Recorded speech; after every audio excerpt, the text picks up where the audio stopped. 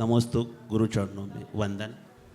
मेरा यह प्रश्न था, जब हम नई गाड़ी लेते हैं तो उसकी सर्विसिंग प्रॉपर टाइम में कंपनी के आधार पे करवाते हैं, मगर हम अपने शरीर के लिए जिसका अमूल्य कीमत है उसके लिए हम समय पे ध्यान ही नहीं दे पाते, जो अभी एक चिंतनीय विषय बना हुआ है। दूसरा सवाल था, खुश कैसे रहे, क्योंकि डिप्रेशन की शिकायत दिन प्रतिदिन बढ़ते जा रही है और खुश कैसे रहना चाहिए यह किसी व्यक्ति को पता ही नहीं है। बहुत अच्छा सवाल है। पहला सवाल तो यह है कि गाड़ी जब आप खरीदते हो ना, तो आपको लगता है कि हमने पैसे चुका के खरीदे। काश ये पता लग जाए कि जीवन भी हमने बहुत मूल्य चुका करके पाया है, तो हम अपने जीवन के प्रति जागरूक हो जाएं। ज़्यादातर लोगों को अपने जीवन के मूल्य का बोध ही नहीं। ऐसा लगता है कि हमें तो मुफ्त में मिल गए। पर बंधुओं, मैं ये कहूँगा कि जीवन में सबसे मूल्यवान कुछ है तो जीवन।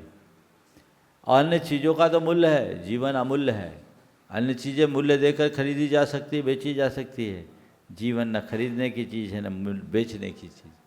जिसके रहते ही चीज़ों का मूल्य है और जीवन खत्म तो सब चीज़ें निर्मूल्य है।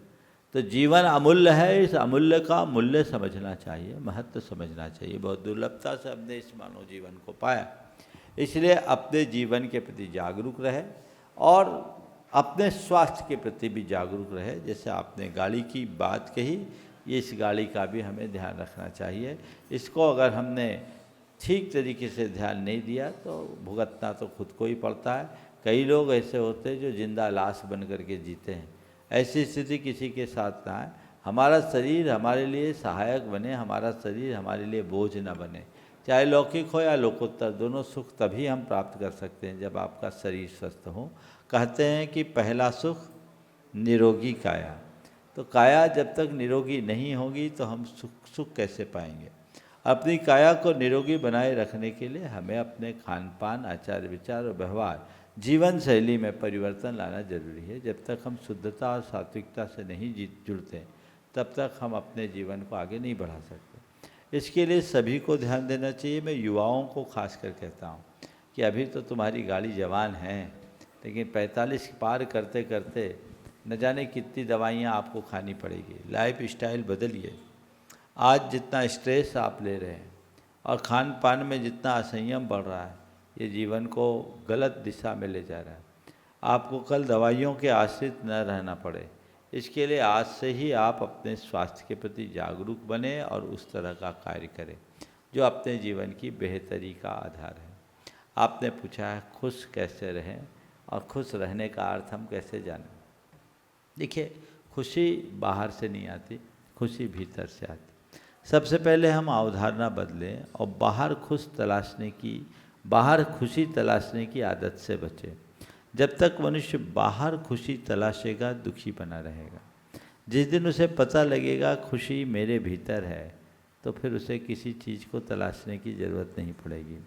4 बातें मैं इस संदर्भ में कहूँगा जिसे अपनाकर व्यक्ति हर पल खुश रह सकता है।